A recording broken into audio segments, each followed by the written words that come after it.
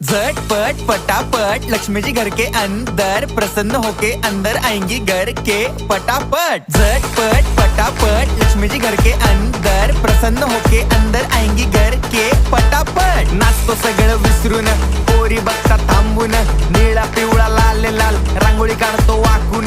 सणासुदीला रांगोळी काढ, भाऊचा बर्थडे रांगोळी काढ, नवीन वर्ष रांगोळी काढ, कलर उरला रांगोळी काढ।